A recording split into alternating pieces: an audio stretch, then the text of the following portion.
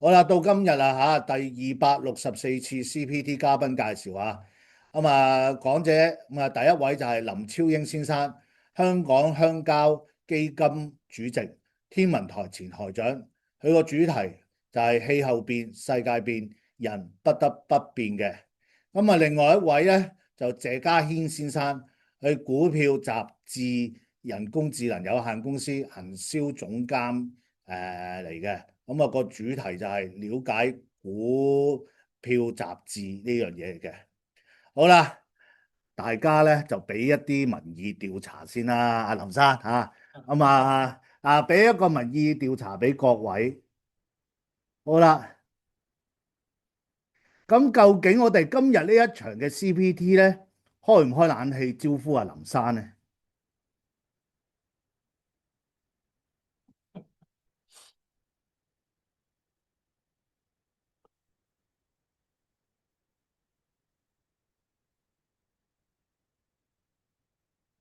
係咪喺度啊？我睇唔到個走勢喎，你係望唔到各位行家快手啲咯嚇！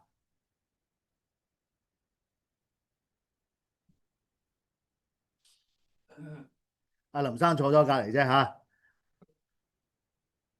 大家知道啊，阿會長怕熱嘅喎，呢家都係怕熱嘅喎。老實講句啊，好啦，我哋而家倒數啦，十、九、八、七、六、五、四、三、二、一，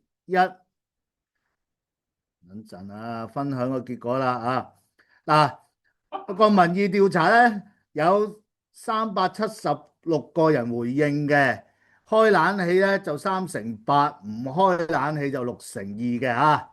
好啦，咁我哋咧就正式邀請阿林超英先生啊，等我一等先，我 set 好啲架撐先嚇。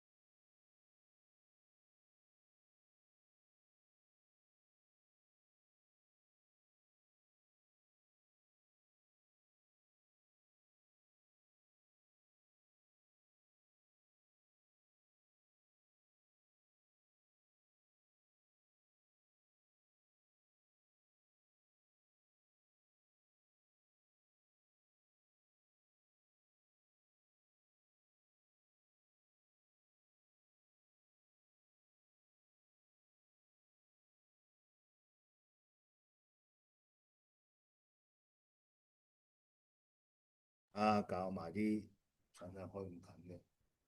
哦，佢哋見唔到我啊？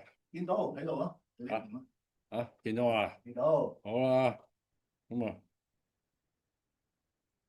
，OK 啦。OK 啦，不過唉，各位我唔知可唔可以叫做兄弟姊妹啊？唉，即係我哋香港市民都係兄弟姊妹啊。咁啊，同大家傾下偈。哇！你哋會長真係犀利啊，話去到30分到30分啊，我就冇佢咁準確。咁咧就因為我講咗個零鐘頭啦，我唔敢講幾多分啊，冇佢咁犀利。咁咧，佢哋揾我哋講嗰陣時咧，我好驚驚地嘅，因為咧，我呢世人咧，即係搞科學就雖然話要講 number，但係講到錢咧，我就蒙查查嘅。所以咧，你哋個個都比我叻啊！咁我今日咧嚟講乜嘢咧？就係初我諗住講氣候嘅，不過氣候講到悶啦，咁所以咧就咦唔係喎，可以講下可持續發展。咁但係咧，我望下呢個世界咧，其實就不可持續發展嘅，所以我加咗個不字。咁但係不可持續發展咧，咁咪即係點解咧？咁我發覺咧，喺我嗰個自己嘅範圍入邊，一我睇到氣候唔係好掂喎。第二咧，好似呢個世界好污染喎。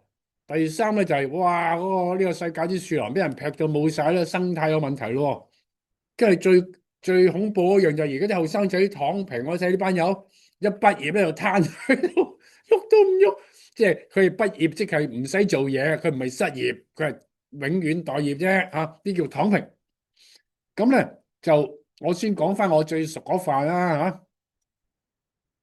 係咪我係咪撳邊度啊？就係係嚇啱好啦，啱行啦。咁咧，我講翻我最熟嗰飯咧，可能好多人都唔為意嘅啫。嗱，2025年未完，我哋唔好講佢。2024年咧，其實咧就係有史以嚟最熱嘅，即係有紀錄以來最熱嘅。咁就你睇下呢個公仔啦，呢個公仔就最後嗰50年嘅。咁就係你睇見嗰啲全球氣温啊，全球拉勻嘅氣温喎，成年喎，直咁上，去到2024年一飆過咗一條線就1.5度。咁其實咧，過去嗰10年亦都係有史以嚟最熱嗰10年嘅。就你留意咧，就係呢個2024年係寫住正1.6度咧，就比工業革命前咧高咗1.6度嚇。咁呢樣嘢咧，其實對我哋氣象佬嚟講係覺得好驚人嘅。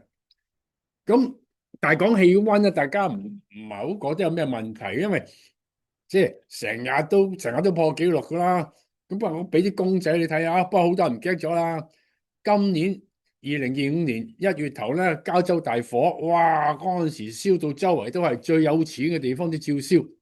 咁咧喺大自然面前咧，哇！周圍都係火，AI 一動都冇，人最叻派架直升機翻嚟，你睇下，直升機喺個大火入邊都好似隻蚊咁嘅啫，即係人力不可勝天嘅嚇。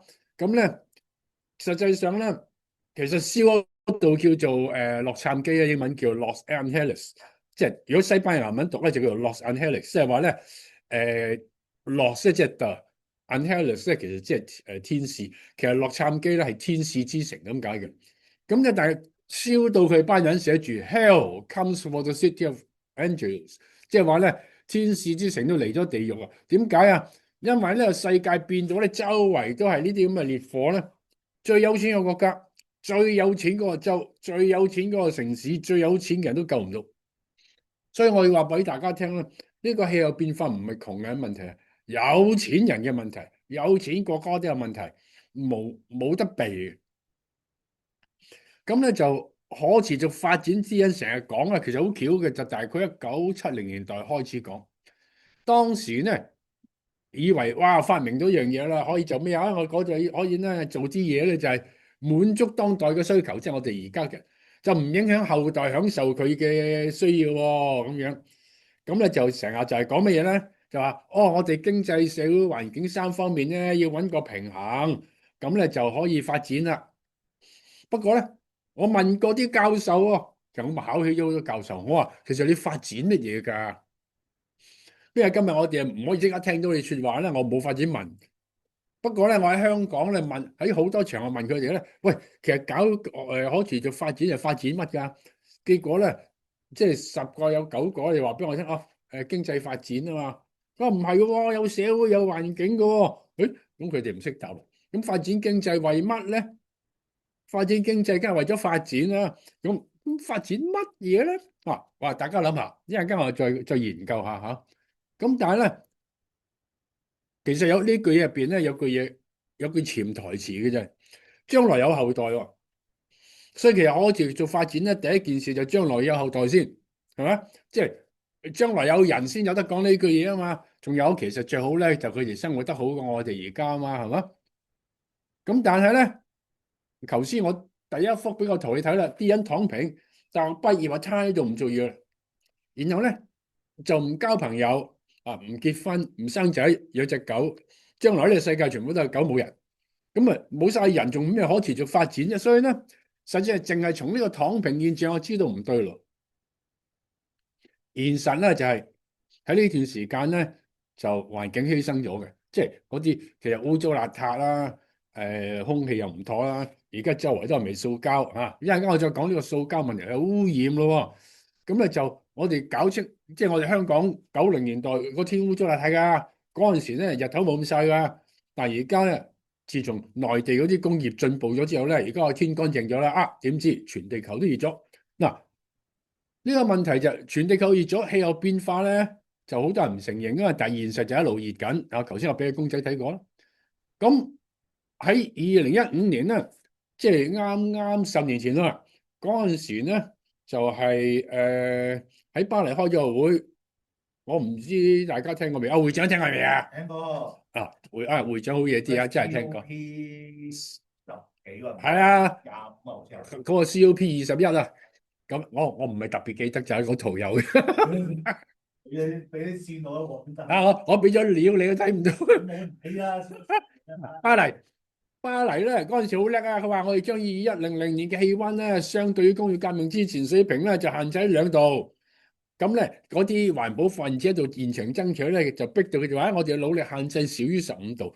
但係咧，其實唔係淨係環保分子嘅，其實咧我哋科學界咧經考翻以前嗰啲氣温同埋而家啲氣温，就發覺點咧？如果升1.5度咧，人類生活已經好艱難；如果升到2度咧，就生物死牌，人類可能滅絕嘅喎。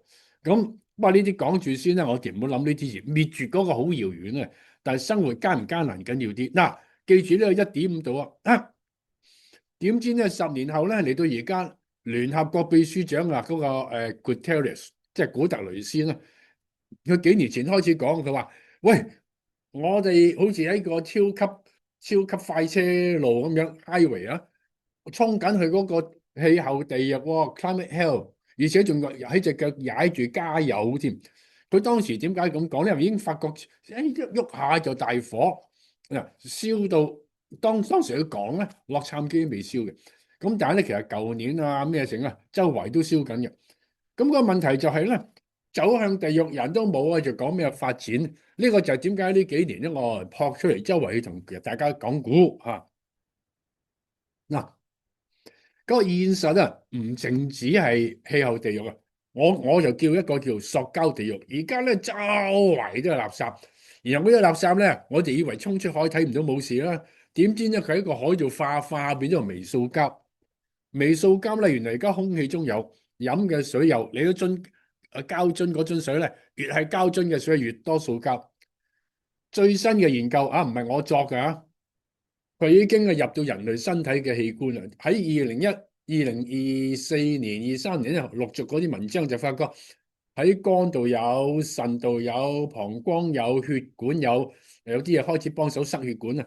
後嚟就發覺精子有，最後咧發覺嗰啲嬰兒生出嚟嗰個胎都已經有啦，即係話一出世就已經有。有個最好笑，其實都幾恐怖就係。有個研究咧，揾啲人腦去睇佢入邊有幾多塑膠。哎呀，原來腦入邊咧有5-6克嘅塑膠，相當於張信用卡咁嘅重量嘅膠。即係咧，我哋個腦咧原來已經有膠。我成日講笑啊，啲人成日話你左膠右膠我係膠，其實你係真係膠，因為你個腦度都有膠嘅嗱。咁其實咧，大家有留意喎，我哋嗰個氣候地獄嗰隻，因為燒化石燃料搞出嚟嘅，因為佢哋變咗二氧化碳啊嘛。其實塑膠都係嚟自化石燃料，因為佢部分變咗做石油啊，變咗做石油啊，咁所以咧，另外一部分做咗塑膠。所以原來咧，我哋呢個塑膠地獄同埋氣候地獄咧，都係化石燃料嚟嘅。咁就同我記住呢樣嘢，化石燃料。同時啊，呢個世界咧，因為搞咗化石燃料之後咧，出咗好多各種嘅各樣嘅化學物。你知啊，過咗100幾200年咧，科學進步啊嘛。尤其是係應用化學，哇，研究咗好多嘢出嚟，結果咧，當時就唔知嘅，而家知啦，呢啲嘢污染物咧就影響身體健康，每年咧就因為佢死唔少人，咁咧就嗱，我唔係我作噶，下邊有啲文講噶吓，就講咧，化學污染死亡人數咧喺20年之間啊，即係去到2019年計咧，佢升咗66%，即係升咗2/3。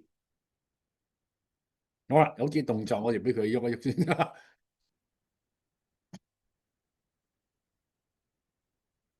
係咪 OK 啊？ OK。好啊，咁咧就有90%咧喺中低收入國家㗎，仲未計間接連鎖影響，因為間接連鎖影響嗰啲就譬如佢影響各種各樣嘅其他嘢啦嚇。嗱，總之我哋就知道咧，化學污染又增加又成。嗱，去翻我專業嗰行氣候，以前嘅氣候變化咧係睇唔到嘅，淨係喺我哋啲數據度講嘅。去到2023年咧，哇！發覺哇，加拿大嘅森林大火咧，下邊個圖就話邊度有森林大火，上邊嗰個圖咧就紐約都變做橙色嘅，死唔死？我哋以前以為香港要受呢個深圳、東莞嘅污氣啦。而家咧唔係氣候變化咧，紐約你巴閉啊啦，你唔理氣候變化啦，食嗰個因為氣候變化搞出嚟嘅山火。然後咧上邊嗰兩張圖啊，即係呢度就萊茵河乾成咁嘅喎。萊茵河咧原來歐洲運輸好多產品嗰條河，主要幹道嚟啊。呢度就美國嗰啲粟米田乾成咁嘅，由全世界嚟周圍都係熱浪。總之一個熱字，即係話咧北美同歐洲啲發達國家都唔能夠幸免㗎啦。去到2024年，繼續各種各樣啊！澳洲出名燒火燒到一啲跳落海啦。咁咧，巴西哇浸到成個浮都冇咗。最離奇就係 UAE 阿拉伯聯合酋長國沙漠水浸喎啊！然後咧就去到舊年年尾咧，西班牙咧浸到全國死好多人。實際上咧，我哋而家氣象佬開始驚啊！氣候變化接近一個臨界點，唔好意思啊，唔使臨界點都咳啊！講到氣㗎。月初回應呢個國家號召去睇呢個全運會，手上呢條氣先。喺呢個睇嗰啲體育比賽睇咗一日，喺個冷氣房凍咗一日，叫感冒咳咗一個月，即係愛國好之辛苦啊！梗係唔會飲咗啖水先。頭先我嗰啲係講笑嘅咋，不能認真。咁啊，而家我最高興嗰樣啊，其實幸災樂禍，就係而家氣候變化災難處處，發達國家都不能免。以前佢哋發達國家以為啲災難係影響窮國家嘅啫，但係舊年開始咧，佢哋唔掂。嗱，你哋可能係香港極少數人知道咧，過去嗰2年發生咩事。嗱，我而家話俾你聽，咁咧過去即係由呢個1940年開始咧，每年嗰啲氣温就起起落落啦。呢度每年一條線啊，以前嗰啲破紀錄咧都係咁摁下摁下咁破嘅。但係去到嗱，你哋呢行最識睇曲線圖啊，我俾張圖你睇就係去到2023年7月咧，突然間喺度卜一聲跳咗成0點幾度喎，跟住你睇下，如果你睇呢部分嘅話咧，哇！跳成0.5度喎，此後維持住呢個勢咧，咁咧2024年一路都居高不下，咁結果咧2024年咧就搞到全年氣温咧就係工業革命前到而家升咗1.6度，哇！好驚人喎，佢係一卜一聲升上去，點樣叫卜一聲啊？嗱，呢個圖咧就1970年一路去到2022年嗰個數據。咁啊，你知啦，我哋可以畫動平均，又去畫下咁樣啊。咁起咗落落，佢咧就係50年上升1度。嗱，記住啊，50年上升1度。咁但係咧，佢條數啊去到2022年嘅啫。但係2023年嘅9月到2024年嘅8月咧，哇，係升到1.64度，升咗0.4度。哇！我哋氣象佬睇見呢個數咧，係驚到暈啊！最慘嗰樣係乜嘢啊？直到今日，我哋全地球嘅氣象佬加埋都未知點解升咁多。最可怕嘅嘢係唔知嗰樣嘢啊嘛！即係佢哋賴到冇得賴，就賴中國啲空氣由污濁搞到乾淨咗。不過咧，呢樣就好冇理由嘅，我哋乾淨咗好耐啦。不過佢哋咧，你知咧，嗰啲外國咧啲成日都有嘢要揾賴中國嘅。其實個現實就係全地球嘅氣象佬，包括最叻最聰明嗰啲，拿住最大嘅電腦，拿住 AI 喺度咧，直到今日冇人解釋到點解係呢2年咁高嘅。所以我只係最驚。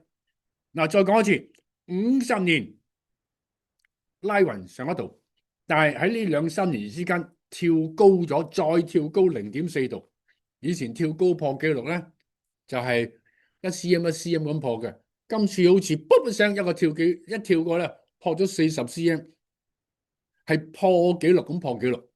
咁所以咧，實際上係一個好恐怖嘅。你哋可能好眼嘅人咧，已經睇緊個圖仔嗰度，呢個就係以前嗰啲氣温計出嚟咧係點樣變化嘅。可能有啲好眼嘅人睇到，咦？ 1970年之後就直上喎。1970年之後發生咩事呢？係另外一個問題。喺你哋在座唔知有幾多個1970年之後出世啦？你記住啊，其實呢個世界變壞咧，係同你出世之後有關嘅。我咧就49年出世啊，我之前嗰即係70年之前咧，有20年咧，世界啲氣溫冇上升㗎，所以唔關我事嚇。所以大家你諗諗，俾啲時間諗啊，1970年之後呢個世界發生咩事？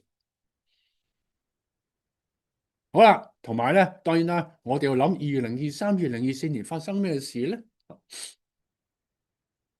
好，其實我哋氣象佬點解驚咧？我哋另外睇到各種各樣嘅嘢啊嘛。其中一個就係南冰洋嗱，南極洲咧，南極嗰度係成個大洲嚟嘅。咁佢話氹氹轉圍住個框嗰個可以叫南冰洋。咁佢嘅冬天梗係有海冰啦，係嘛？咁咧就由1900年開始咧，粗略一路我哋觀察住咧，都大概打橫過嚟咧，都幾穩定嘅。啊，點知最近去到呢2、3年咧，嘖一聲斷崖式咁跌落嚟。其實咧，我哋睇數據嘅，因為從來都最驚呢啲斷崖式嘅。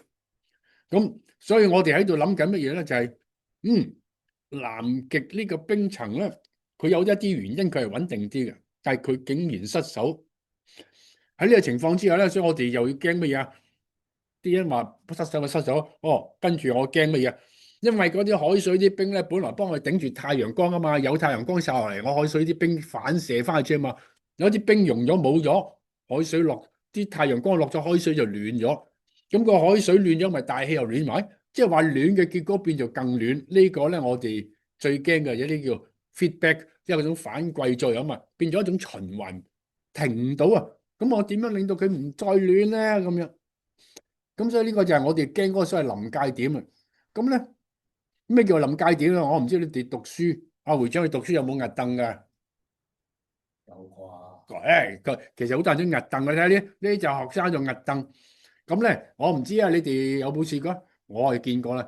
啲人咧，我教書嗰時見過啊，啲學生就壓凳壓凳，你冇理佢，突然間壓過籠，嘭一聲成個笪落嚟。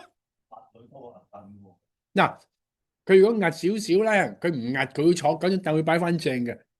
壓過籠咧，佢一發不可收拾就恢復唔到啊！呢啲叫過咗臨界點。嗱，我哋而家驚氣候變化就接近呢個臨界點咧，好似呢張日凳咁，怕佢壓過籠之後咧，行翻轉頭。咁而家咧，南冰洋嗰個樣咧就係同埋最近呢2年嗰種飆升法咧，即係我呢啲氣象佬咧就好驚啦。民間當然唔需要驚住，咁你希望個天氣會自己修正啦。但我哋真係好擔心。咁好多有啲人同我講話，林生你講呢啲多餘啦，以前啲氣温都上上落落啦咁。所以咧，我話俾啲圖同大家討論一下。呢個圖咧就係講過去1000年由公元1年，當時就係西漢東漢之間啦。其實我呢度個漢字只係西漢，東漢係公元前啦，西漢係公元前。由漢唐宋元明咧，直到清朝去到乾隆王咧，其實大體嚟講個氣温下降嘅，係去到即係去到1850年之後，工業革命開始咧，啲氣温先係上升嘅。咁呢段時間咧，氣温上升到點啊？就係話咧，就係咧，你先，就係咧，其實咧，你睇呢度，呢個係2010年咧世界聯合國嗰個專門委員會出嘅報告啊，唔係環保佬作嘅嘢，就係咧，sorry，咁咧就係實際上當時嘅温度已經係2000年嚟未見過嘅，而且咧喺我哋最近呢1、2個世紀咧係10萬年嚟最暖嘅，10萬年啊！所以你唔好話唔好聽見人哋話氣温點都會上上落落啦，所以冇問題，係真係以千年計落緊，突然間咧喺我哋哇呢段時間就升上嚟，然後好似最後頭呢個報告去到2021啫，嗰啲數據去到20，好似最後頭就係我頭先講過啊，23、24，哇咁樣嘅喎，呢個勢啊，你話你睇落下係咪？去到2100年隨時飆過2度咧，咁就超過2000年變幅噶啦。所以我哋點解叫做危險氣候變化，或者其實叫做氣候地獄就咁解啦。仲有，不，你八卦嘅可以睇下，由漢、唐、宋、元、明咧，其實個氣温有下降嘅。其實呢個咧就解釋咗啲游牧民族啊，點解呢幾百年之間越打越入，打到呢個蒙古人同埋呢個金人都可以佔咗全個中國咧，即係越嚟越涼咧，所以游牧民族咧係越嚟越南侵嘅嚇。呢個係中國歷史範圍。好啦。1850年之後發生咩事咧？咁呢個大家都知啦。其實呢個就係工業革命，令到全世界咧就突然間發覺，可以燒煤喎，唔使燒柴。燒煤咧就唔使受每年做柴嗰個量，因為如果我哋淨係靠燒柴咧，每年得咁多柴你燒嘅啫嘛。但係燒煤咧喺地下挖就無限量，所以突然間咧我哋燒咗好多煤啊。好啦，呢個咧我話由頭先2000年就講到1萬年咯噃。呢個就係天上嘅幾多二氧化碳啊！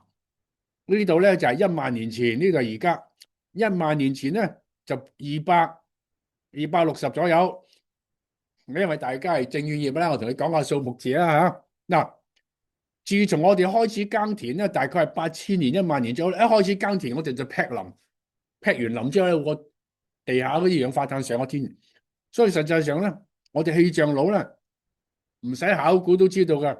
農業咧就係大概8000年前興起噶啦，咁咧一路係咁劈林咧，我哋中國啲林本嚟成中國都係林噶，不過由北方劈到落長江，一路開田啊嘛，一路劈到嚟落南嶺，一路劈到嚟廣州，劈到落東江西江，劈到呢度咧，所以我哋一路劈啦，因為農業咧二氧化碳一路升噶，升到工業革命前咧就280嘅，咁但係咧工業革命一嚟咧就飆啦。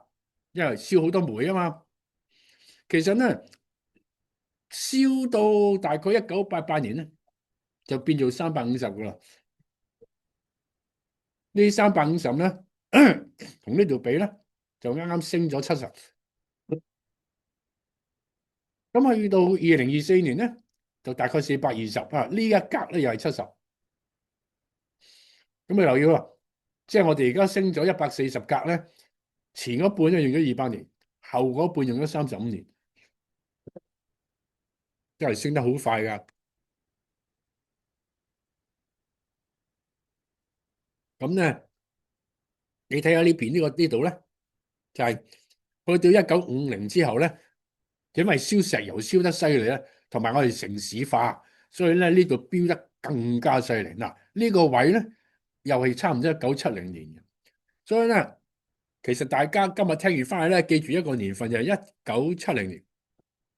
咁就1970年咧就好緊要嘅。嗱，跟住呢啲我象徵性俾大家睇下，就係頭先我講到10萬年啦。如果俾80萬年你睇咧，就係哇，原來80萬年嚟都係二氧化碳咁樣喐下喐下嘅啫。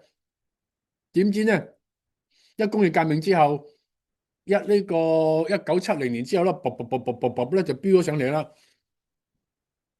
而家預測乜嘢啊？如果我哋乜都唔搞，繼續落去咧，哇！去到2100年咧，我估你哋好多人咧仲喺呢個世界上邊嘅，到時咧會去到900個喎。如果我哋突然間改邪歸正，從此後咧盡量唔燒煤咧，就可能去到550。不過550咧，你睇翻轉頭都係成80萬年都冇噶。所以咧呢個係一個非同小可嘅大變。生物，翻返轉頭啊，生物嘅洗牌。咁呢個圖咧真係象徵性俾大家睇下啦啊！其實咧，我呢度咧，我唔知我呢度有少少睇唔到啦。嗱，呢度咧其實係講緊2億年嘅，哇2000萬年，哇2000萬年咧，原來係咁上落嚟咧，卜一聲飆上嚟。人類滅絕危機啊！呢個圖仲恐怖啊！6500萬年前，差唔多恐龍滅絕嗰陣時，呢個世界好熱嘅。一路涼落嚟咧，涼到呢度咧夠凍2萬年前到啦，先至冰河期咧，我哋呢啲老祖宗出現啦。點知而家我哋又翻返去恐龍時期喎？如果我哋而家乜都唔搞，去翻恐龍時期，翻恐龍時期咧，唔淨止人都冇，好多好多哺乳類動物都冇啦。嗱，總之我就話俾大家聽，我哋見緊嘅嘢咧係好恐怖。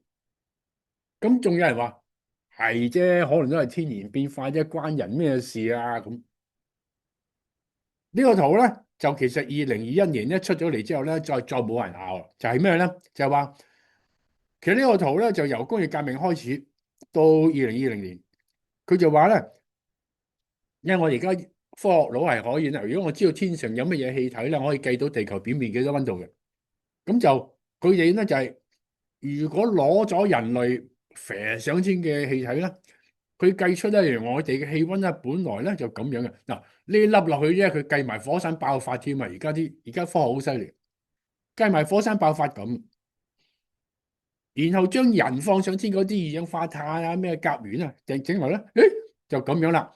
呢個就同觀察一樣，開口嘅地方咧，嗱呢個簡單嚟講就溫室效應啦，大家都知。又係喺1970年左右就擘開啦，所以咧種種證據顯示啊，就係1970年之後咧，人做咗某啲嘢，令到咧全地球咧突然間變熱。1970年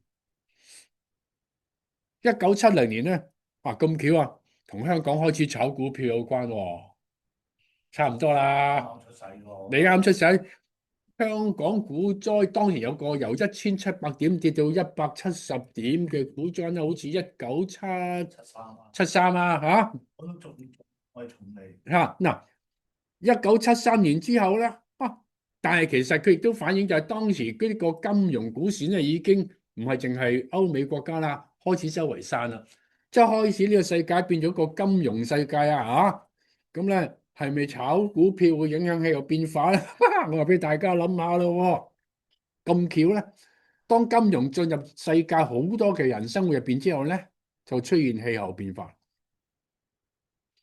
事實上咧，工業革命之後個世界本來就咁嘅，就係天上自然嘅嘢咧，經過工廠做完之後咧，運嚟運去，運到商船就賣俾人變做產品啦。而啲人咧，漸漸唔耕掂啊，人就幫咗工廠做嘢咯，或者參加各種行業，咁佢哋係收薪水嘅。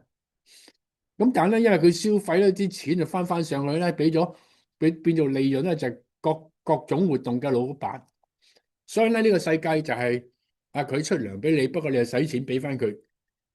但係咧，好不幸嘅就係天然嘅材料咧，洗完之後用完之後就變咗垃圾。所以咧，錢啊氹氹轉，但係天然嘅世界變咗垃圾場。呢個就係因為過去嗰段時間嘅世界，就係有知識嘅人咧就無本生利，然後咧就鼓勵大家消費，錢就向上流，自然變垃圾。呢個就係當時嘅世界。1970之後咧，咩事咧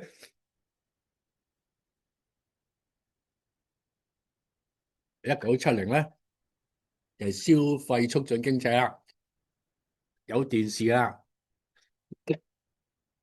電視入邊嗰個阿姐啊，或者唔知咩明星叫你買嘢，於是全世界都買嘢，於是就搏命買嘢，於是就搏命做嘢，於是咧同埋咧開始就周圍去世界各地啲窮國家開廠啊，就出啲平嘢，搞到大家都買嘢，於是咧就燒好多化石燃料，放二氧化碳，氣候變化就係咁樣啦。個世界就係呢70年以來咧，就成日講發展，但係咧呢個所謂發展係城市思維嚟嘅，即係城市人講發展啊，仲有講 GDP 嘅，又講消費嘅，咁啊搞到連鄉村嘅人都要學消費，鄉村嘅人都走去城市度揾食，搞田都唔耕。咁佢最慘就係咧咁嘅樣咧，就係結果用好多能量去做啲產品啊嘛。我係香港人啦，我哋香港人放好多二氧化碳唔係喺香港放嘅，喺第二度放。點解？因為我哋買嗰啲嘢喺第二度做嗰陣時要放二氧化碳。條數好快咁計過就係，如果我哋計埋香港人喺第二度放嘅二氧化碳咧，其實我哋香港人放嘅二氧化碳咧係全世界平均嘅4倍嘅，所以我哋放嘅二氧化碳好多噶。你唔知唔知香港人係世界人口幾多分一啊？係1000分1，但係我哋放嘅平均嘅4倍啊嘛，所以我哋全香港放上天嘅二氧化碳咧係世界嘅250分1。250分1啊！所以巴黎開嗰啲咩氣候峰會應該250票，我哋有1票嘅。不過我匿埋咗喺中國後邊，話我哋都係發展中國家啫。大家留意啊，唔好話香港細啊！認叻嗰陣時就話香港大，認要做責任嗰陣時，香港放嘅嘢翻差唔多世界250%。嗱，你唔好同我拗佢，可能係300%，可能300唔知幾多10%。總之原來係好大嘅數。嗱，除咗氣候變化，周圍斬樹啊嘛，咁鬼多家私啊，然後咧我哋用咁多嘢，咪消耗能源啦。金銀銅鐵石用晒啦，而家金銀銅鐵石用到唔夠，仲要嗰啲稀有金屬都要攞埋嚟做啊！而家大家都知啦，即係乜都用到盡，跟住最慘就做咗污染啊！頭先講咗，所以實際上咧，我哋呢段時間講嘅繁榮啊增長咧，為呢個世界製造大麻煩。但係呢個大麻煩咧，唔係淨係話好熱啊或者污染。而係更有其他嘢。呢段時間大家可能其實就係點解70年之後有咁分別，就係70年之後講全球化，然後咧就開始通訊啦，由 fax 機變由 telex fax 機，跟住去到後嚟 internet。於是咧生產可以全球分散嘅，於是有代工啊，有代工咧就於是有物流。所以點解而家講物流？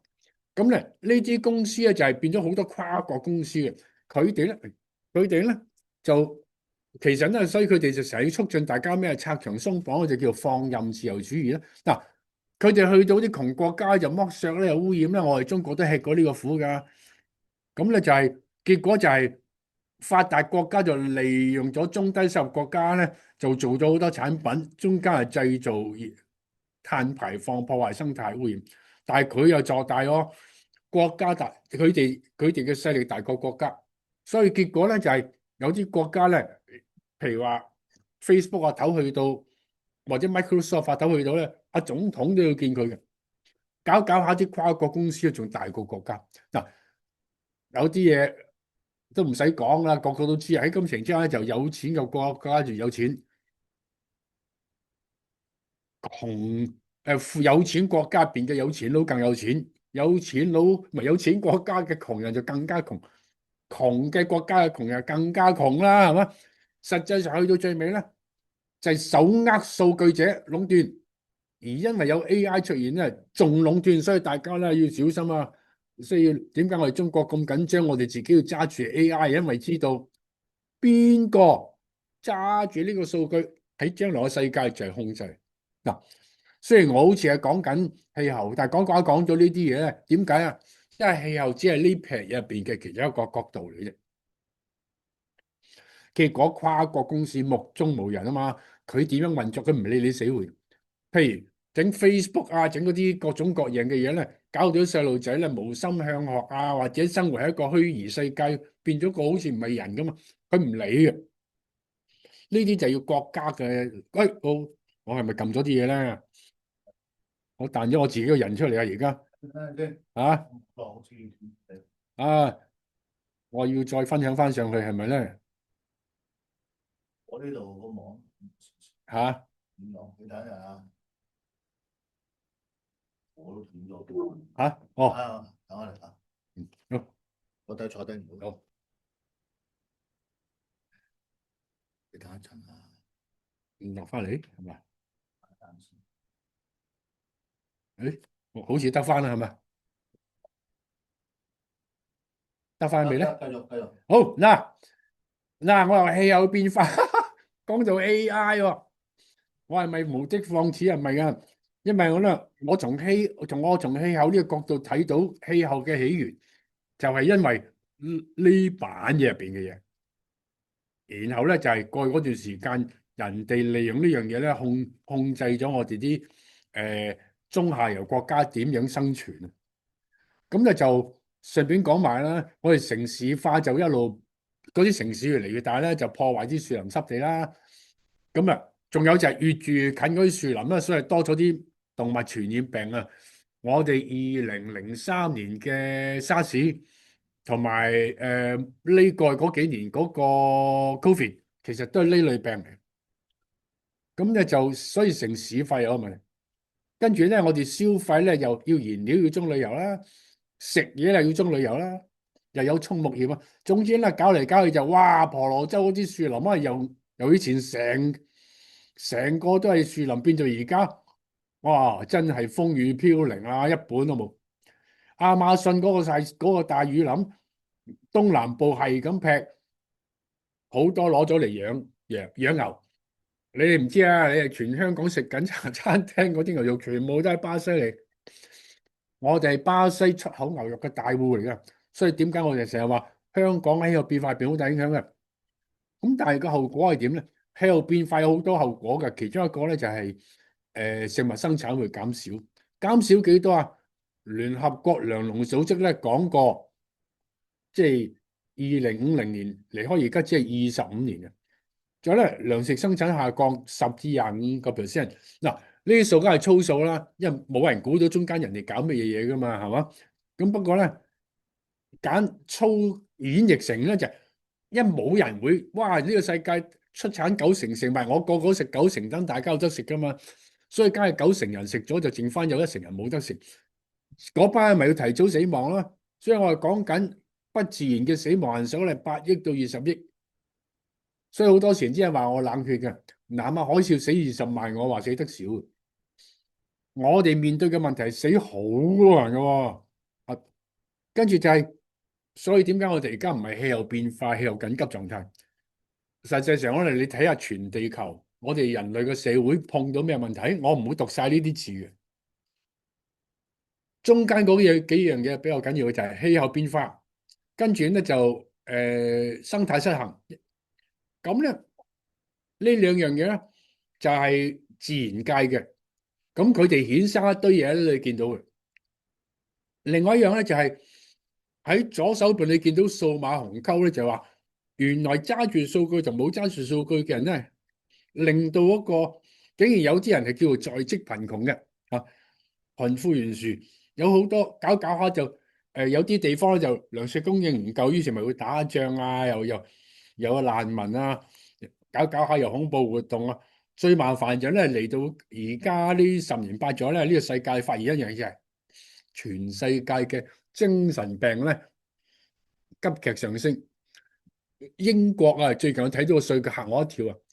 唔知1/4至1/3嘅青年在學青年或者去到廿零咁咧，係已經判佢係精神上有問題嘅，係1/4到1/3。全世界嘅好多青年咧都話有抑鬱症。咁我哋呢輩人又話乜？你哋班友咁脆弱嘅？但係你諗下佢哋面對嗰個世界係點樣咧？漸漸我都開始同情佢哋。最低個行寫住躺平一代啊，英文叫做 Low Inspiration Youth。躺平一代唔係淨係中國特色㗎，美國有，英國有，成個歐洲都係，發達國家都係咁。喂，咁樣人都冇後代，講咩發展咧？所以咧，其實嚟到而家同大家講啦，我唔係淨係講氣候變化啦，生態崩潰、污染、社會不穩定、衝突處處，你睇下都知道唔對路啦。第二喺城市入邊，哇！我呢堆嘢我冇心機讀啊，你哋自己睇。加上住喺城市嘅人咧，都覺得唔過癮嘅嗱。咁後生仔讀完書，美國仲衰，孭咗一屁股債嗱。我喺香港仲好啲，而家啲後生仔咧有啲入大學佢唔借錢讀啦，佢寧願做嘢嗱。咁呢班聰明啲，但係舊陣時嘅所謂可持續發展行唔通咧，因為舊陣時可持續發展咧其實就係犧牲環境，犧牲個自然環境喎。然後咧就係有錢嘅人立晒。美國上嗰幾個 percent 嘅人，最有錢嗰班人控制咗成半嘅美國財產，然後咧就最底嗰50% 嘅人咧擁有美國嘅幾個 percent 財產。哇！點搞？呢個世界唔掂嘅，點唔掂啊？講翻，喂，老細，我而家講咗幾耐啊？一陣間開咪俾啲行家啦，同你對兩下得添啊！我講咗好耐啊，我又梗係冇帶標喎。咋？唔好意思啊，因為我哋啲公務員咧慣咗就係咩要咩服務承諾嗱，咁咧大家睇下喎，咁啊我吹得咁緊要咧，你啲人就話林超英你環保分子靠嚇嘅啫。我話俾大家聽，我真一定唔係環保分子嚟嘅，即係因為咧我其實就唔係環保佬嚟嘅，我只係愛護自然人士啫。咩叫環保佬啊？其實以前環保佬就有啲咁咩講空氣污染啊、水污染啊、講垃圾嗰啲，其實你都發覺我唔講呢啲嘢嘅係嘛？所以我唔係環保嘅。仲有我一定唔係分子嘅。講個笑話，其實唔知你哋識唔識笑？革命分子咧，歷史上從來都槍斃嘅。不過咧，後嚟咧，歷史上邊咧，反革命分子都槍斃嘅。所以我一定唔做分子嘅，我只係愛護自然人士啫。好啦，講翻。其實咧，未來個世界係點咧？其中一樣嘢我熟悉嘅就係氣候啊。喺2021年嗰個報告咧，嗱，2021年就喺呢度啊。咁佢哋咧嗰啲數據就去到2015年度啦。咁佢哋推算未來嗰個世界係點啊？呢度講未來氣溫嗱。我哋科學佬預測科學有冇問題嘅？但係我預測唔到你哋啲人將來點樣生活噶嘛，所以咧我哋唯有就係咁樣，就係話咧嗱，如果人類即刻消失突然間唔放二氧化碳或者放好少嘅話咧，我未來嘅氣溫咧就會咁樣，哇，去到1.5同2度之間咧會上落嚟嘅，不過差唔多假設人類消失啦嚇。但係假如好似而家咁繼續一切照舊就起橋起路，促進經濟發展，咁咧社會就會安定因為我哋咧呢個世界過一段時期就係話經濟發展，唔係經濟繁榮或者發展咧，社會就會安定。不過事實上咧，而家全世界所有國家地區，包括香港在內咧，我哋發覺經濟發展其實原來唔保障社會安定嘅。我哋根本上就係喺1966、67年都暴動過啦。當年經濟我哋唔算唔發展緊㗎，當時其實經濟好緊㗎。然後我哋去到2014年有雨傘運動啦，都鬧鬧教教㗎。咁我哋嘅經濟冇發展咩？係嘛？最近幾年嘅社會事件更加係咁樣啦。當然呢度有個外在勢力嘅講法，但係如果本地唔係本身有人有啲問題嘅話，或者醖釀緊一個潛在嘅爆發嘅話，外部勢力係冇可能影響到嘅。所以咧係其實啊，其實我2012年咧已經原來喺某啲地方寫文講過，預測香港會爆騷動㗎啊。嗱，不過講翻呢啲。就話咧，我哋淨係講經濟發展咧，唔保證社會唔保證呢個社會安定喎。仲有就係，如果我哋繼續咁樣發展法，一切照舊，繼續消化石燃料，哇！你睇下，我哋去到世紀末4度幾5度嘅喎。事實上，我今次冇出晒所有嘅圖。事實上咧，而家直到今日啦嚇，2025年或者2025年咧。2055年，頭先我同你講啊，我哋喺呢個1.6左右噶，我哋喺呢度噶，仲高過最高條線噶，仲高過我呢度最高條線噶。你睇下，如果跟呢條最高條線咧嚟到2度哇，嚟到2度生活好艱難噶。原來喺2050年之前嘅，大家要留意啊。其實好多人唔留意，淨係以為啲環保佬靠嚇啫。嗱，我唔係環保佬，我係氣象專家嚟噶我真係我係持牌嘅，所以叫做chartered meteorologist，所以我唔係吹嘅。嗱，根據聯合國出嗰啲報告都話，去到2040年，如果大家都係咁搞法咧，你睇下，我估你哋在座嘅人咧，絕大部分人咧未死嘅我就唔敢保證。嗱，原來你哋都有可能面對一個非常艱難嘅世界啊！呢個係科學唔係環保佬講噶。咁就2050年咧，人類未滅絕嘅。但係如果咁樣落去到2100年咧，唔滅絕咧，生活都好艱難嘅咁點解決啊？其實我哋而家面對嘅問題咧，唔係淨係氣候問題，氣候咧只係我哋做嗰堆嘢其中一個後果嚟。生態搞到嚟攪亂，其實亦都係某啲嘅後果。污染其實亦都係嗰個某啲嘢嘅後果。而家啲後生仔躺平，都係嗰個某啲嘢嘅後果。嗰個某啲嘢係乜嘢嘢咧？我俾大家10秒諗下，究竟嗰嚿嘢搞到立立亂嗰個有乜嘢咧？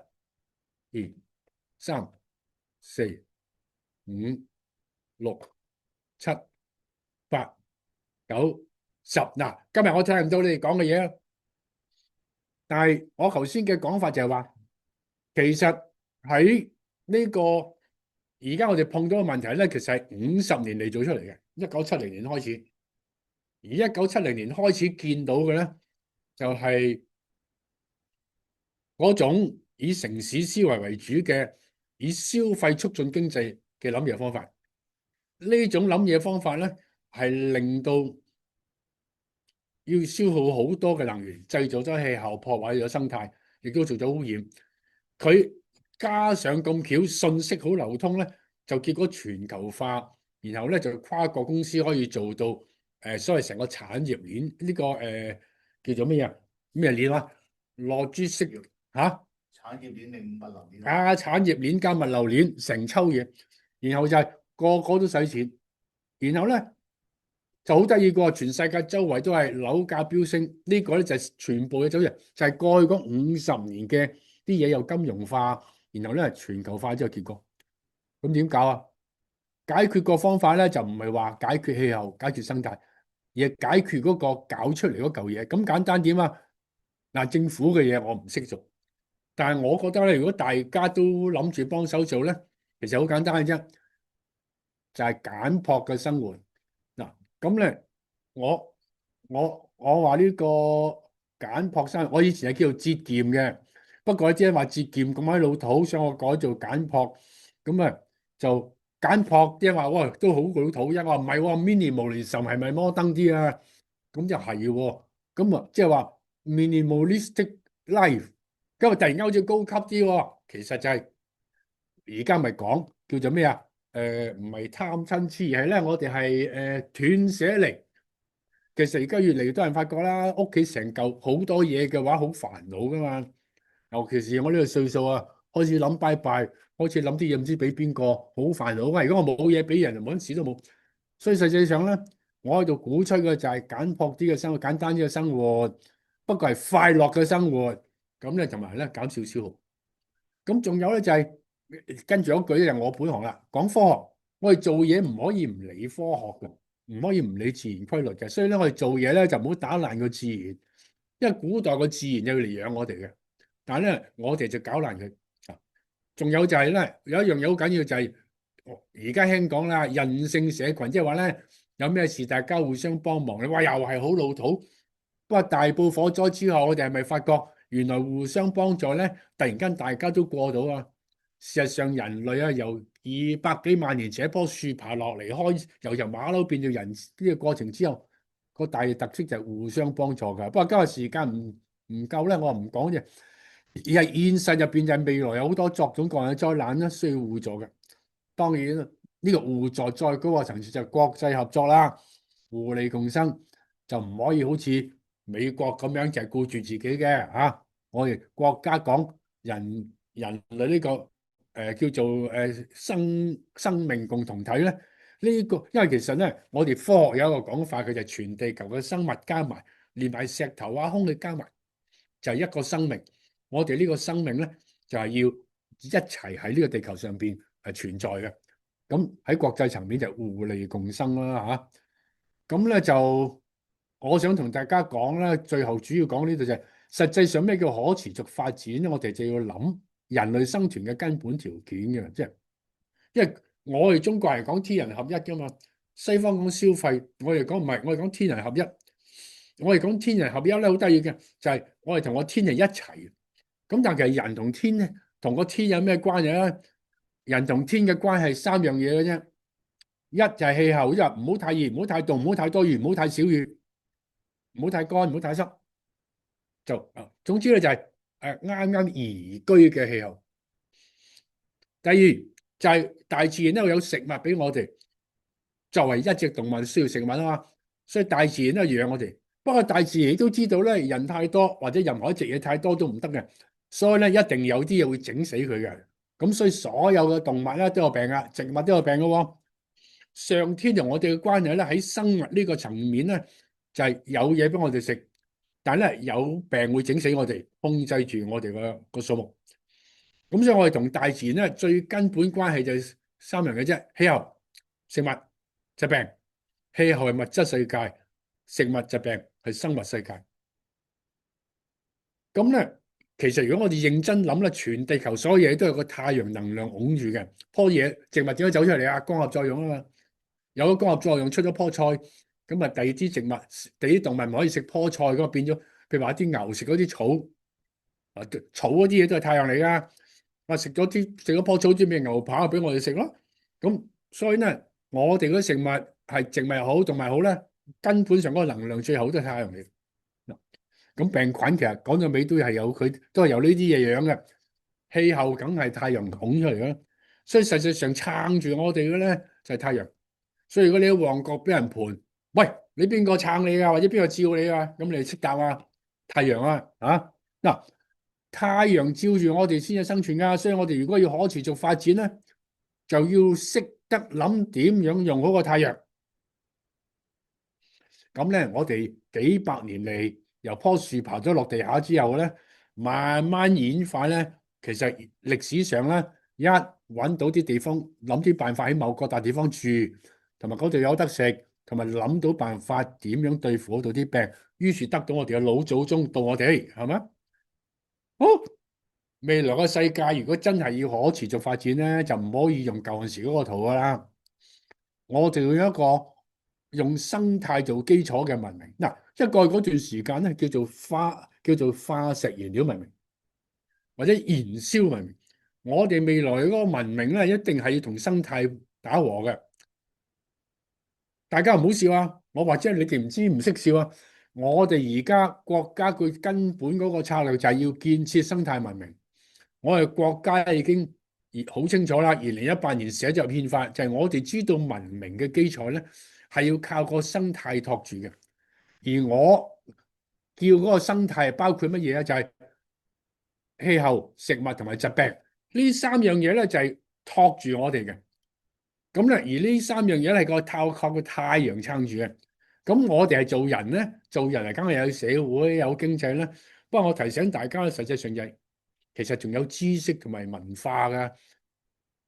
鬼佬佢哋做嗰個 model 嗰陣時冇諗過噶。其實我哋社會同經濟係由文化生出嚟嘅。不過為咗方便，更分開去寫佢。我哋中國過去由1978年改革開放到今日，點解會有幾十年之間有咁大嘅變化呢？係有一啲宏觀經濟學者咧，佢講咗就係話，因為我哋中國有一個好厚嘅文化根底，嗰個文化根底咧，本來係撐住我哋就能夠係呢個發展得好好嘅。只不過我哋係百幾200年俾人哋壓住啊，俾呢個殖民主義壓住咧，令到我哋冇發揮出嚟。我哋攞走咗嗰樣嘢之後咧，就因為呢個文化根底走出嚟嘅。有興趣嘅可以睇一本書啊，個作者咧就係金克宇啊。咁咧嗰本書就叫做《The China Playbook》。呢本書咧係令你明白中國點解會喺最近呢40年，尤其是係最後呢20年咧崛起得咁快，唔係好彩嘅，係有關嘅。嗱，呢度題外話，喂，食到其實我想話俾你聽，我講嘅唔係隨口噏嘅，我真係有睇書嘅嚇啊！我哋人類社會嘅運作咧，就平時所謂 society 個社會點運作，經濟、文化呢個文化咧，實際上咧，我哋以中國人嚟講係包含埋良知在內嘅嚇，或者呢個德行在內嘅。因為一個社會唔可以淨係講錢係冇德行嘅嗱。我哋咧呢個德行咧，我不過如果我寫道德喺度，俾人鬧老餅嗰陣，我寫咗文化呢樣嘢。另外當然要尊重科學、尊重知識啦。嗱，咁我哋撐起呢個人類嘅社會，究竟係為乜咧？係為乜嘢發展咧？我嘅答案就係為咗繁榮。不過呢個繁榮唔係講 GDP，而係講乜嘢咧？中文嘅繁就係多咁解。榮咧，你睇下上面嗰兩個火字，其實係啲花開到好過癮，好撐開晒。下邊嗰有個木件，一棵樹上邊咧啲花打開。繁榮實際上就話哇！呢個社會咧個個係好似開花咁打開嘅，鬼佬咁巧就叫做 flourishing。嗱，flower 其實都係花噶。中西文明都係講，當我哋講繁榮嗰陣時，佢哋有個另外一個字叫做 prosperity 咧。但係其實原來大家目標都係好似開花咁樣，中文叫做榮，西方叫做 flourish。嗱，呢個 flourish 點解就係我認為啊，我要發展乜嘢就係發展一個情況，令到所有人都可以由 BB 仔變做細蚊仔，變做細路仔，變做青少年，變做成年人啊，由靠人哋養到學習，到能夠養人，然後咧到又唔使養人，就係顧自己可以自己老年生活，就係一個人咧經過一個生存嘅階段，學習咗適當學習之後，能夠進入一個生活嘅階段。嗰段時間咧做啲嘢對世界有益，所以人哋會俾薪水佢，所以佢有得食。然後去到一個階段，佢有某種累積之後咧，佢過一個自己嘅生活啊。講得文史哲啲嘢叫做活出自己嘅生命啊嘛。所以我哋做人就係三個層次，一個就生存揾食，第二個就係有生活啊，譬如話翻屋企同仔女傾偈啊，同朋友吹水啊，或者睇下啲咩表演啊。第三就係漸漸璀璨過咗之後，我哋過一啲講得文雅啲叫靈性生活啊嘛。所以咧，我哋身心社靈就係一個我哋希望咧社會咧啲人身心社靈啊，身體、心理、社交、靈性都能夠好好咁樣即係發展出嚟。咁呢個先係叫做發展啊。而我哋呢個發展咧係全部係靠太陽嘅能量撐住嘅。所以點解我哋而家國家用好大嘅力量去發展太陽能、風能？嗱，風能都算太陽，因為冇太陽就冇風嘅，風係太陽推出嚟。咁因此就係我哋而家全部走去可再生能源咧，就係根據我呢個公仔呢種咁嘅諗嘢法，以當代太陽嘅能量作為基礎。嗱，如果以當代嘅能量作為基礎，咁你就冇用咗下代人嘅能量啦嘛，所以咪 OK 啦。下代嘅人有能量啦。然後咧，我哋嗰種運作，我哋唔好用嗰啲石油做出嚟嘅塑膠，以後所有嘢咧都循環嘅，循環就冇尾啦，就冇結束啦，咪唔會滅絕啦。我哋中國人諗嘢係氹氹轉噶，循環啊，即係講天干地支循環啊，或者係佛教講輪迴，印度都講輪迴噶。我哋東方其實我東方嘅智慧好犀利嘅，我哋睇呢個世界咧係 cycle 循環。如果係循環就叫 circulation，circulation 就冇尾嘅。西方諗嘅世界係一個方向一個方向咁樣咧去，所謂發展係向前嘅線性嘅發展，佢哋於是就係好容易撞到去咗懸崖咪跌落去咯。所以佢哋嗰種化石燃料文明係有結束嘅。如果我哋能夠以一個太陽推動嘅生態文明做 OK，真係可持續發展。咁不過直到現在咧，全球減碳咧就唔係冇進展，事實上係有嘅。不過咧冇乜，即係始終好似欠缺動力咁。好簡單啊，權貴精英，尤其是係有錢國家班啦，佢受益啊嘛，所以佢點解要改咧？而各地嘅中產階層，因為佢未受威脅啊嘛，所以冇乜危機感。真係受影響嗰班基層人民咧，佢謀生都嘥晒時間，用晒時間啦，冇得閒嚟，所以咧係真係欠缺行動嘅原因嘅。咁但係我希望今日講完之後咧，都氹到大家啦。呢個世界真係變緊嘅，唔係淨係氣候變啊，而係佢嗰啲物質方面啊、疾病方面，我而家冇得閒時間講啦。其實係咪越嚟越多古靈精怪病咯？唔係無緣無故嘅，係有因有由嘅，都係同我哋過去嗰段時間搞出嚟。所以世界變咗噶，如果我哋人唔變咧，搞唔掂。唔好意思，遲早生活好艱難。拜拜。所以人不得不變。咩情形之下點樣啊？我鼓勵大家咧，每逢睇嘢都睇全球視野嘅，就睇下發生咩事，同埋留意啊，其實真係創造新型經濟。你哋遲啲嗰啲CPT 啊，又會講下啲新型嘅金融啊，新係呢個世界乜嘢都有新噶，所以一定要留意。不過同時你留意咗一個清楚意識就係喺個世界格局入邊，佢係乜嘢嘢嚟？仲有咧就多啲行下山啦，即係遊山玩，真係遊山玩水，認識下個自然咯。第一，開心下啦。第二咧就你咁理解下點解咧，我哋要搞生態文明啊？唔係內地嘅口號嚟㗎，係真實需要㗎。仲有咧就，我估計你哋之中咧，好多人都生活都叫做上咗岸嘅。不過咧，我就請大家留意啦，因為過去嗰段嗰個世界嘅運作咧，有好多基層嘅生活都幾艱難。我每年咧都會揾啲機會去睇下啲劏房嘅。每次戲完翻嚟咧，我自己都唔係幾安樂嘅。所以其中一個原因，我唔開冷氣咧，就係因為我覺得開冷氣用多咗電咧，會燒多咗煤，放多咗二氧化碳，令到世界熱啲，會令到呢個世界好多窮人咧多咗一分苦。可能你話嗰一分好少啫，不過我頂唔順嗰一分，增加人哋嘅苦啊！所以我哋一定要諗辦法咧，就係未來呢未來廿幾年嘅咋，我哋要去到2050年，即係要爭取做到即係基本上唔燒石油、唔燒天然氣、唔燒煤。廿幾年點搞啊？我哋由燒柴轉到燒煤啊，實際上都用咗幾百年。我哋中國由宋代開始燒煤噶啦，燒到去到工業革命以1800年前後咧，中間咧係成600年先至變咗走出嚟，即係由柴變咗煤咧，總共用咗600年到啦。但係咧，我哋而家咧要喺25年之內咧，就由燒天然氣、石油、煤變做唔燒喎，好難嘅。呢個過渡期間咧，個社會變化令到基層好難過，所以咧，我希望大家有機會咧關心下啲基層嘅生活。未來好多變化嘅，咁咧就大家上多啲 CPT 咧，即係認識下未來。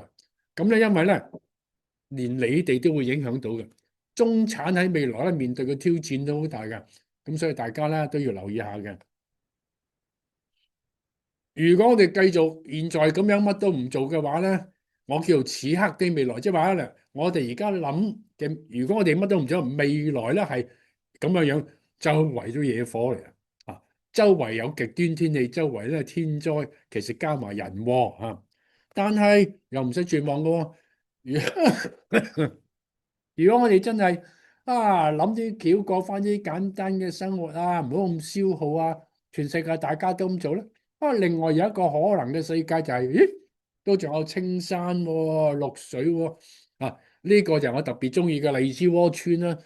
當年個世界都艱難，佢哋周圍走佬，即係好走佬玩到呢個山窩佢能夠靠山吃山，靠水吃水，結果咧可以當佢最高潮嗰時去到成千人。佢哋嗰啲係真係可持續發展啦！呢個世界出面搞到流連，佢都可以養活幾百人。咁呢個亦都解釋咗點解過咗10幾年咧，我走咗去荔枝窩搞活動。其實我都去學嘢咋，去學下點樣人哋以前點樣能夠過住一種同自然打和嘅生活。我又唔搞爛佢，佢又唔搞爛我，大家能夠共存咧，係嘛？其實咧，今日我嚟之前就話咩天變地變，人嘅不得不變。實際上咧，今日我就同大家講，不可持續發展咧，各個方面就話俾我哋聽，其實都係一嚿嘢搞出嚟嘅。嗰嚿嘢咧就係50年嚟呢個世界嘅運作方式。咁咧，我哋就要好清楚知道，而家呢個方法唔得嘅。呢50年嚟嘅你由大多數人由出世到而家見到個世界咧，其實係唔正常嘅。係唔通嘅。嗱，呢句說話好難啃落肚，但係咧呢個就係我睇咁多數據得出嚟嘅結果。未來嘅真正可持續發展就真係要符合科學，要知道我哋原來係太陽照嘅，跟住諗辦法點樣用好太陽俾我哋嘅能量。所以我哋咧係非變不可啊！簡單地講，如果你一年買100套衫嘅，我鼓勵你變咗做買10套衫啊！同埋用一樣咁多錢，雖然我唔破壞經濟啊，但係咧，你如果只係買10套衫咧，你就慳咗90套衫咧，呢個世界就減少咗碳排放90%啦。所以點解我叫大家 buy less buy better 我其實有首歌噶，如果你上網打林超英 buy less buy better 啦，隨時見到我喺度 rap 首歌嘅。好啦，吹水吹到呢度差唔多啦，咁我睇下會長有啲咩任務俾我啦。睇下啲行家同你傾兩句啊嚇。嗱，各位有興趣嘅話咧，就下邊舉手功能啊嚇，咁啊撳一撳同阿林生超英哥嚇，咁啊講兩句啊嚇。呢位姓郭嘅行家，請你開麥一下。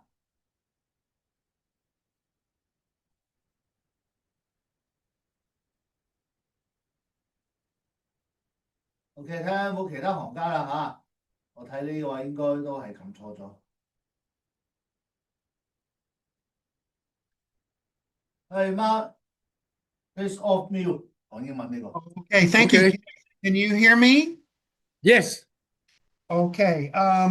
So actually I had three questions, but I'm gonna only ask one question. So which issue do you think the business leaders do not fully understand as related to climate change? which issue we don't understand now? Which issue do the business leaders not fully understand is related to climate change? Because it seems like OK， it seems like a lot of people are not paying attention, you know? well, OK. Well, actually, if you are a listed company, you in Hong Kong at least, you have actually to review what kind of climate risk you are exposed to, and also in the ESG report, which is now mandatory, you also have to explain or describe what you are doing to at least not to destroy the environment too much, or what you are doing to help the environment more. I think it is something now force onto the companies. No proper companies, listed companies, could escape the issue. Understand it or not, they have to do something about it. The main trouble, which we are quite aware of, is that because the owners or the main stake or the what 股東嘅咩啊？股東英文叫咩啊？the stock the main stakeholder shareholder the majority shareholders, they of course are rich people, and they don't feel the direct impact of climate change itself. If it is hot, they switch on the air conditioner. If they travel, they go to where it is safe from typhoons or heavy rain. So these people don't personally suffer from the impacts of climate change. It is actually well known why ancient civilizations disappeared. It was because they failed to recognize the onset of their local climate change, which impacts on how their empires operate. By the time the elites recognized that the impact was there, it was already too late. So at the moment, we are seeing the same phenomenon repeating itself. So the main issue is that these people, the rich people, they don't personally get the experience of being impacted upon by climate change. The data is already there.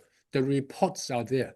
But luckily, most monetary authorities in the developed world recognize this, and they are now forcing people to produce climate risk, climate related, what do you call it? Do you know the answer yourself? It is the climate related risk report or something like that. Okay, that's a good, I like that answer. And I have one more quick question, and I think you know what I'm going to ask, because everyone talks about AI. How can Yes. AI be used to fight climate change? AI. Wow. AI could be applied to current research on the understanding of climate change. but unfortunately, it can only be an aid. It cannot solve the problem because AI generates, in my view, AI generates no new human knowledge. They only learned from past knowledge. And secondly, AI can't solve the real climate problem because we are dealing with typhoons, we are dealing with a very heavy rain over an extensive area. The amount of energy involved is so huge. So AI can't mobilize the same amount of energy to counter that kind of force. So AI is a tiny instrument which we could use to help. But AI actually is a nuisance because AI uses a lot of energy. And if they use dirty energy, that is, that if they use energy generated by coal, petroleum, or natural gas, then they would generate a lot of carbon dioxide, accentuating the climate change. So I am quite negative about AI in relation to climate change. Thank you. Okay, thank you. Thank you 嘛。OK，睇下仲有冇其他行家最後一個發問啦嚇，有嘅請你哋舉手。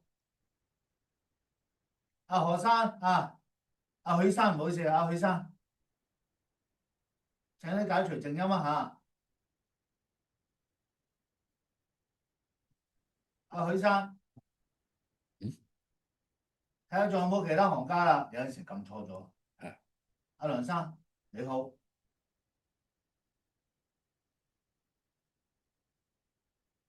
阿梁生係咪想發言？想發言嘅解除靜音嚇。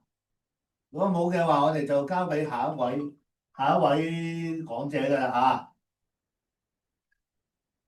唔使怕醜啊嚇！冇嘅話咧，我哋就交俾下一位講者㗎啦嚇。最後一位阿許生請你解除靜音啦嚇。冇嘅話就算㗎啦嚇。喂，許生，你而家靜音咗嘅嚇。冇嘅話，我哋最後㗎啦嚇。OK。好啦，大家都客氣啦。咁我哋而家交俾下一位講者啦嚇。好啦，好多謝大家多嘥時間聽謝生啦，上嚟為我哋見識喺環境保護方面ESG 方面啦，同我哋有咩咁配合啦。咁我哋咧就交俾第二位講者。我講多句啦，歡迎大家嚟荔枝窩玩啦。呢個圖就係荔枝窩啦。好，拜拜。好多謝你先。好。嗱，咁我哋另外一位。